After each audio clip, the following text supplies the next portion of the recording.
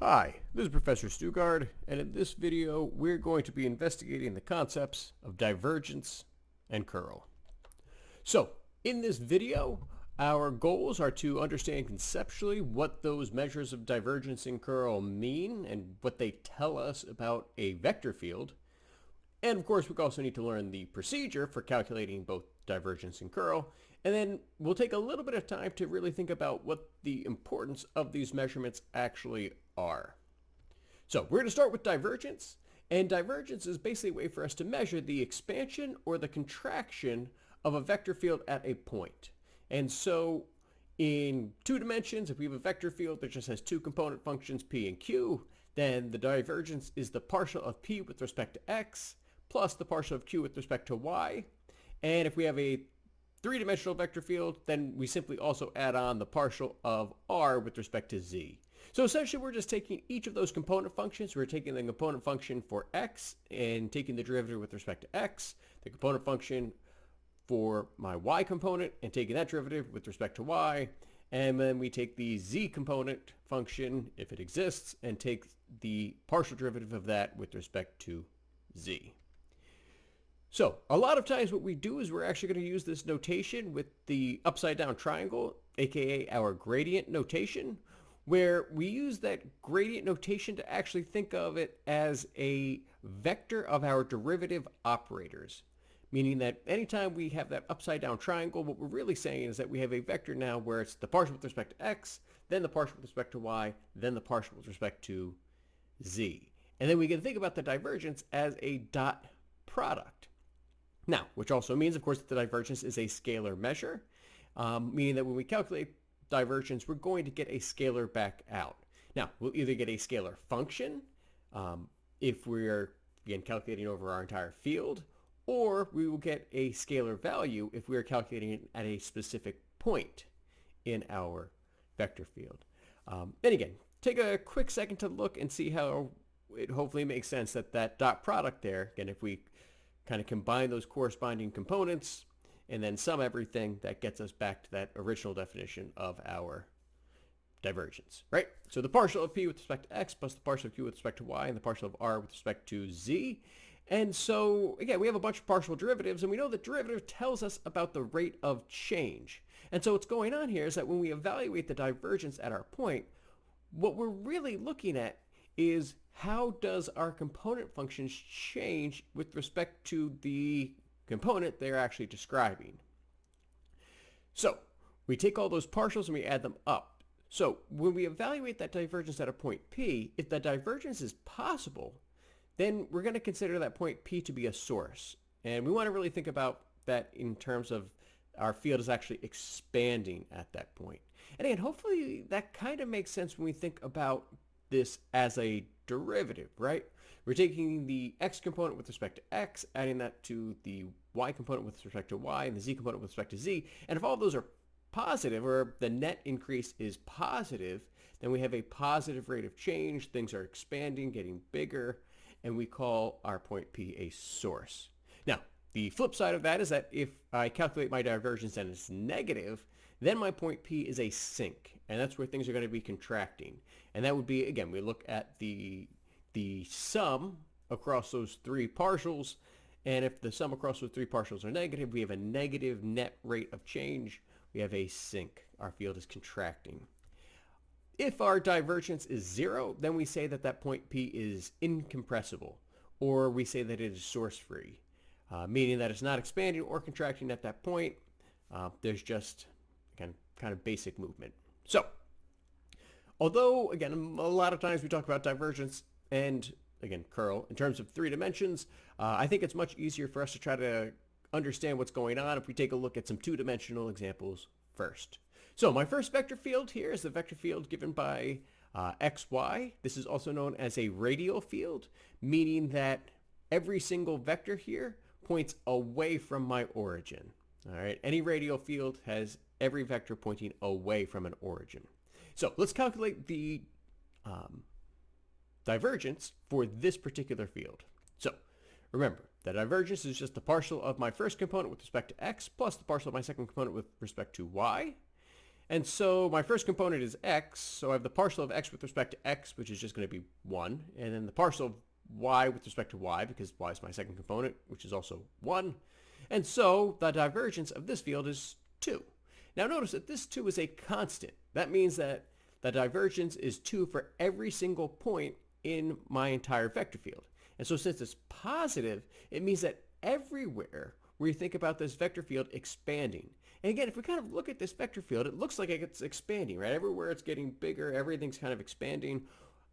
Every single point here, since it's positive, every single point is a source. And if we think about this in terms of fluid flow, I mean, you can almost think about this as what's happening to the water in my sink as I fill it with water, right? My faucet would be my source. It's going to keep spreading out. It's going to expand. This also kind of implies a sort of spontaneous generation as well. And that would make more sense when we think about this instead of fluid. We think about this in terms of our electromagnetic fields. And what that means when we have, say, a positive point charge in our particular field. All right, so that's calculating the divergence on the first one. Let's take a look at another field. So now I have the field given by, the first component is negative y, the second component is x. This is my basic rotational field. And again, if we take a look at what the vector field looks like, we can see that we're rotating in that counterclockwise direction around the entire thing. And now I want to calculate that divergence. So again, divergence is the partial of p with respect to x plus the partial of q with respect to y. So pause, take 2 seconds to calculate that on your own. And now we'll actually take a look at the answer. So the first part, the partial of negative y with respect to x, well, that's just 0, right? The variables don't match. And then the partial of x with respect to y, again, the variables don't match, so it's like taking the derivative of constants, which means those are both 0. 0 plus 0 is 0, which means the divergence of this entire field is 0 for all points, meaning that the vector field is neither expanding nor contracting outward at all. And again, if we take a look at this, hopefully we can kind of see just by visually inspecting that clearly it's not expanding or contracting. We're just kind of rotating around our field, right? Anywhere we start, we're just going to kind of rotate back around and end up at the same spot eventually. This also means that every single point is incompressible, and every point is source free. All right, let's take a look at one last vector field. So this vector field is given where my x component or my I hat component is given by y, and my j hat component is given by x times y. So we have kind of a picture there of what that field looks like. Again, I want you to calculate the divergence here. It shouldn't take more than a few seconds. So I'll give you a chance to do that, and the answer is going to be, well, that first part, if I take the derivative of y with respect to x, that's 0. And if I take the derivative of xy with respect to y, then I'm just going to be left with x. So the divergence of this field is x. So I have a scalar function now to describe the divergence of this particular field. So if this field is, if the divergence of this field is given by x, well, that means that the divergence only depends upon the x coordinate for each of these points in my entire field. So let's take a look at some of these different points and see if we can see why. So if x is less than 0, well, that means divergence is less than 0, meaning that it's negative, meaning that every point where my x coordinate is negative is a sink. And if you take a look, you can kind of see how where the x values are negative, we're getting compressed. It seems like the whole field is kind of compressing into kind of that y-axis area. Everything's compressing, meaning that every point is a sink.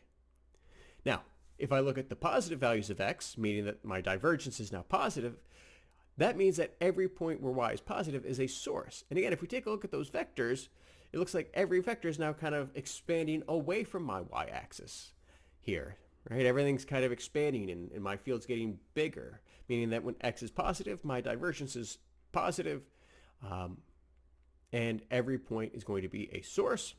And then lastly, when x is 0, then my divergence is also 0, meaning that incompressible. And if you notice where x equals 0, we're just kind of moving horizontally.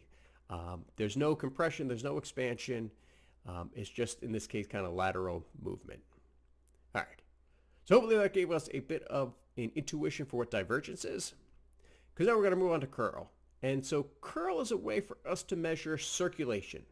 When we calculate the curl at a point, what we're really doing is we're trying to measure that rate of rotation of the vector field at that point.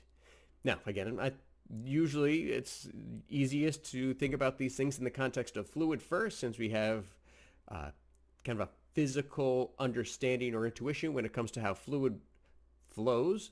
And so curl is going to tell us how much that fluid tends to rotate around a point.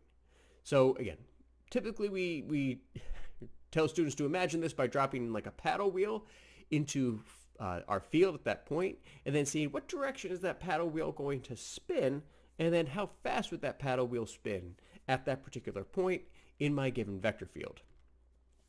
So again, the idea is that, again, I have my point P, and we have a vector field, and I want to know how is that vector field rotating around that particular point P. And again, I want to capture the direction of the rotation as well as the magnitude of rotation. Well, if I want to calculate the direction and the magnitude of something, I'm going to use a vector. So I need to describe this with a vector. And so you might be thinking, well, how can I describe this rotation with a vector? Because, well, it's rotating all the way around. And what's nice is that we actually have a rule for this. And you may have already had this kind of pop into your head when we talked, because, well, we did talk about torque, right? We have rotational energy. And we are going to use that same idea with our right-hand rule to determine our curl as being orthogonal to that rotation. So again, you use your right hand, you kind of curl it around, and then your thumb is going to point in the direction of your normal, or in this case, the direction of your orthogonal, or the direction of your curl at that particular point. So that is how we determine the direction of curl, which again is really cool because I can describe the direction of rotation now with just a single vector, which is kind of a difficult idea to maybe invent in the beginning. I'm not sure. Now, in this case, again, counterclockwise rotation, that is our positive orientation.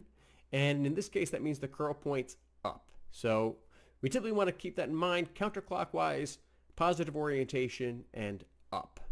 Because that's going to make a big difference when we start talking about surfaces oriented surfaces in these next couple of sections. Now, since curl is represented with a vector, that really means that curl is really a three-dimensional concept. We need 3 dimensions to be able to describe curl. Now, the nice part is we can actually analyze two-dimensional vector fields simply by considering our two-dimensional vector field to have a z component or a k-hat component of 0. No change whatsoever. And that will allow us to actually evaluate curl. Now, when we talk about curl, again, typically it's a 3-dimensional thing, and typically we calculate curl using a cross product. And so given a vector field PQR, the curl of f is typically given by the gradient cross f. And so again, this is just like the divergence where we're using that triangle to represent a vector of our derivative operators. And then we set it up as the determinant of our 3 by 3 matrix, just like we did cross products earlier. Now, of course, if you have a different method of calculating cross products, you can certainly use that as well. But the way that our book does it, and kind of the standard, so to say, is to do it as this type of cross product. So let's do an example. Let's say I have a vector field. In this case, I have x squared y squared in my I hat component, 3z to the 4th in my j hat component, and then x plus z in my k hat component. And I want to find the curl of this field. Well, again, what I'm going to do is just set this up as the determinant of that 3 by 3 matrix, where again, I'm plugging in my p, q, and r as kind of that bottom row here. And now we're going to take those minor matrix determinants. So let's go component by component. We'll start with the I hat component. So with the I hat component, that leaves us with that 2 by 2 determinant of the 2 right-hand columns and the bottom 2 rows. And so again, the way we do our determinants, we multiply the diagonals. Now, in this case, we're not really multiplying. What I'm saying is I want to actually evaluate my component function with respect to the partial derivative that is on that diagonal. So again, we use that structure, that mathematical structure of the cross product here to help us find curl. And there is kind of a physical meaning behind that as well. There's a reason that curl works as a cross product. And again, hopefully that kind of makes sense since we were already talking about the rotation and the right hand rule here as well. So there's some intuition here. But again, just as a quick reminder, that's how we do it, is we typically multiply the diagonals and then find the difference. But in this case, we're actually just applying those partial derivative operators. All right, so when we take a look at this one, when I calculate the partial of y, the partial with respect to y of x plus z, those are both 0. And then the partial of 3z to the fourth with respect to z becomes becomes 12z cubed. Obviously, we keep track of our minus sign there, and so I get my I hat component is going to be negative 12z to the third. Now we'll move on to the j hat component. Don't forget that the j hat component's always going to have that extra negative out in front, right? We got to change signs each time we do that determinant. And so we go component by component again. So the partial with respect to x of x plus z, so that'll be 1, because the partial of x with respect to x is 1, the partial of z with respect to x is nothing.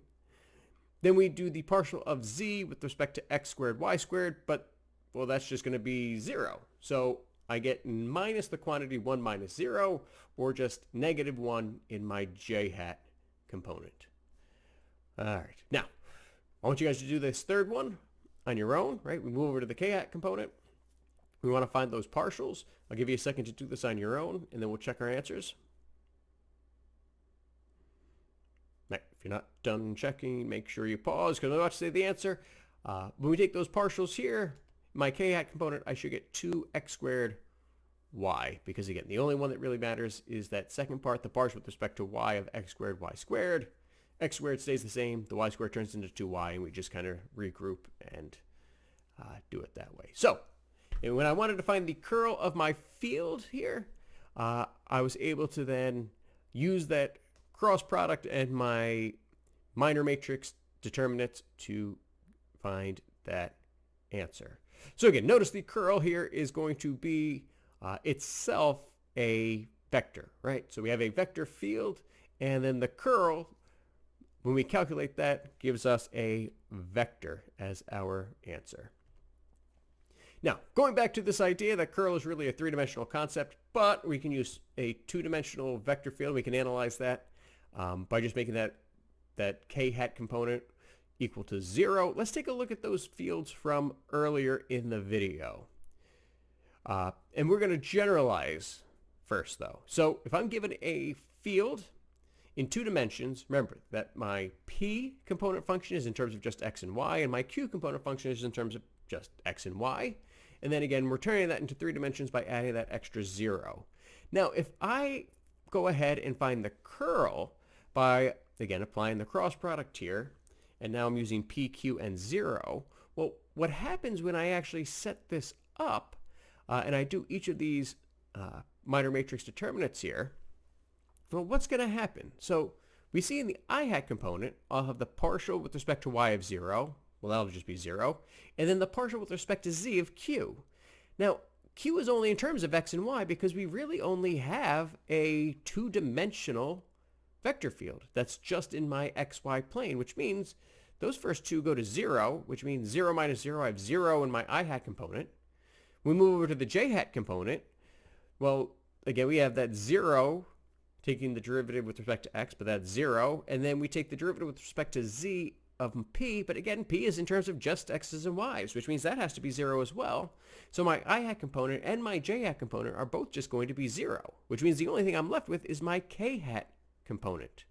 And so my k hat component, I get the partial of q, partial x, minus partial p, partial y in my k hat component direction, which means for a vector field on my xy plane, the curl is always going to have to be parallel to the direction of k, which is, again, we typically think of my up, which again should make sense, right? All that rotation is happening in my xy plane.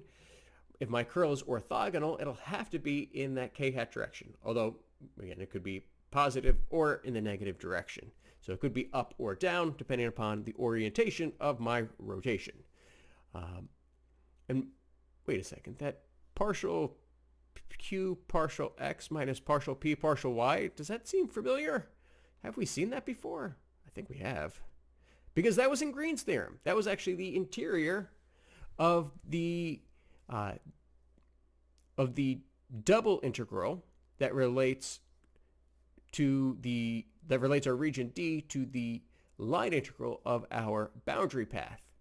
And so this implies that Green's theorem, and therefore all of our line integrals, are actually very much related to this concept of calculating circulation, which is absolutely true, and something that, although we kind of noticed it now, we're going to save that concept and hopefully store that somewhere in your brain until we get to the concept of Stokes' theorem. Because, again, a lot of what we're actually doing is calculating circulation. And it turns out that our typical line integral for work is actually calculating circulation for us, which is really cool.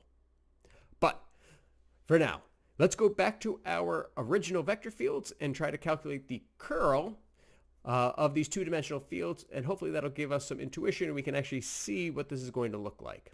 So, like I said, the curl of a two-dimensional vector field is going to be partial q partial x minus partial p partial y. So when we go ahead and actually calculate this, so in this case, I'll have my q is y and my p is x. And when I take these partials, well, the partial of y with respect to x, that's nothing. And the partial of x with respect to y is nothing, again, because the variables don't match. So I just get 0 minus 0, so 0k, which means that my curl is 0. There is no rotation here. And again, if we take a look at this radial vector field, there really isn't any rotation. Everything's just kind of expanding out. There's no actual rotation going on. Everything is moving away from my origin without rotating. There's no rotation at any point, and so we actually say that a point is irrotational if the curl is 0 at that point. And so in this case, we actually have a vector field where the entire vector field is irrotational, where the curl is 0. And wait a second, what did that also have to do? We talked about Green's theorem and those partials. What happens if the difference of those partials is 0? Ah, that's right. If those difference of those partials are 0, that's how we check to see if a two-dimensional vector field is conservative. And we can actually expand this idea into our 3 dimensions as well. So regardless of the field, whether we're talking about 2 dimensions or 3 dimensions, if we calculate the curl of that field and we get that that curl is 0, then we know that that vector field must be conservative, and therefore the important part is that I can then find a potential function for that vector field such that the gradient of my potential function is equal to that vector field itself. And we're going to come back to this again because it's such an important concept. But let's keep looking at those other couple of vector fields. And so my second vector field was my rotational field. And so again, hopefully we have some intuition here. There's definitely a rotation going on.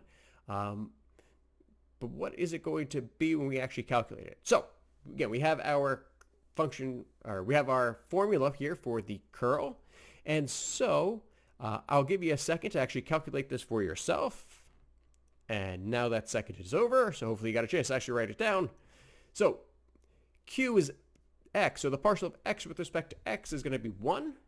Then the partial of minus y with respect to y is minus 1, so I have 1 minus negative 1, which is 2. So my curl is going to be the vector 2k, and so this field actually has a constant rotation. Every single point has that same rotation of 2k. The rotation is the same. Now, also notice here that we have a constant 2k for our rotation. It's positive. And if we take a look, which way is my field rotating? Oh yeah, it's rotating in that counterclockwise direction, right? It's rotating counterclockwise with a positive orientation, which means my curl is up. It's out of my field. If I had this vector field placed on my desk, then the curl would be pointing straight up out of my desk. All right, now let's take a look at that last vector field, the one that was a little bit more complex. So again, I'll give you a second to calculate the curl on your own. So the partial of q with respect to x minus the partial of p with respect to y. So that first part, the partial of xy with respect to, the partial of xy with respect to x, so that'll be y. The partial of y with respect to y is 1, so I have y minus 1 in the k-hat direction. So now we see that curl depends upon my actual ordered pair here. And so let's take a look at some of the points here and see what's actually going on. Well, let's say I pick a point up here. So I'm looking around the point, say y equals 3. So my curl here is going to be 3 minus 2, which is 1, which means I should have a positive curl at this particular point. And if we take a look at what's going on with our vectors, and we think about if I put a paddle wheel there, or if I put a stick in the river, what's going to happen to that stick? And hopefully we see that it's going to actually rotate in this direction. It's going to rotate in that counterclockwise direction. And again, if we look at that vector field underneath in the blue, hopefully we can see why it would be rotating in that direction. So we have a counterclockwise rotation, positive orientation, which means the curl is up. Now, however, if I look at, say, the point down here, let's say y is negative 3, well, negative 3 minus 1, that's definitely going to be a negative number, so I have negative curl. And again, if we take a look at what we think is going to happen, how would this circle rotate in this vector field? Hopefully we can see that those rotations are going to happen in this direction. It's actually going to happen in that clockwise direction, which means we have clockwise rotation, which is a negative orientation, and my curl is going to be down, which means it's negative. And yes, of course, negative 3 minus 1 is also going to be negative. All right, so hopefully that gives us a little bit of intuition for what curl is as well. Now, combining these concepts of divergence and curl. Now again, given a vector field F that is given by typically PQR, because again, typically we're talking about these things in contexts of a three-dimensional vector space, or three-dimensional vector field, I should say. We calculate divergence, which is our expansion and compression, by doing the gradient dot F, and the curl is the gradient cross F. So again, this kind of gives us a very useful way to kind of memorize or remember how to calculate divergence and curl, where we treat the gradient, again, as that vector of our derivative operators. So again, divergence gives us our expansion compression, which is a scalar value, and then curl is our rotation, which is going to be given as a vector. And again, that vector is orthogonal to our rotation, and the magnitude is going to measure, well, how much rotation there actually is. Now, we have another theorem here where that a vector field F, whose component functions have those continuous second partial derivatives, because again, we have to be able to take partials to be able to do this. If we take the dot product, if we take the divergence as the dot product of the gradient with the curl, that will always be 0. And you can see this fairly easily. It's really just a Clairaut's theorem written out.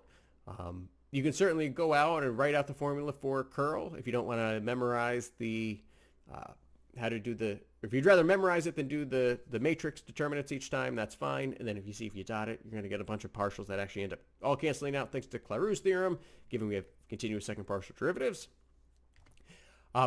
But let's go back to, again, that really main idea, the important theorem that we need to walk away with. Again, if we have a vector field and the component functions have continuous partial derivatives, it's conservative if the curl is equal to the 0 vector, right? So if my curl is the 0 vector, then I know that some potential function exists for that vector function as well. So if we actually put this all together with everything we've talked about so far, make sure you have all of this kind of memorized and are able to use it. That first of all, if I know that my vector field is conservative, and again, technically it has to be on an open connected region, but that's almost always going to be true for our purposes here in in our first course in multivariable calculus. But again, we do need that caveat to be true. If f is conservative, then there does exist a potential function f such that the gradient of f equals that conservative vector field. Why is that important? Well, that means that we can use the fundamental theorem of calculus for our line integrals. It means that we can then take that f dot dr, we can find our potential function f, and then we just have to evaluate that potential function f at the endpoints, and we don't actually have to go through all of that parameterization. This also means that if we have a line integral where the path is piecewise oriented, positively oriented piecewise smooth, positively oriented piecewise smooth, it's pops, then because it's that terminal point minus the initial point, that'll always be 0 because the terminal and initial are the same, because again, it's closed with positive orientation. And then lastly, we now know that that means the curl is 0 as well, which is really important. And then we also had our other check in 2 dimensions, which is that, again, kind of the same version of curl here, where we have the difference of those two partials would also be equal to 0. All right, so that wraps up this video. So what you should be able to do now at the end of this video, I've given you a vector function here, or a vector field here, f. I want you to find the divergence of f, find the curl of f, and then tell me, is f conservative? And if it is conservative, I want you to be able to find a potential function for f as well. All right, so that will wrap it up for this video. Hopefully we learned something. Again, if you're a little confused, because it can be confusing at first, go back, rewatch the video, or find other resources, practice, try to make sure you got the concepts, the procedures, and then think about how is this going to really be applied to our line integrals, which I already kind of stated, for our future problems. All right. If you have any questions, please feel free to ask or comment. And as always, take care of yourselves.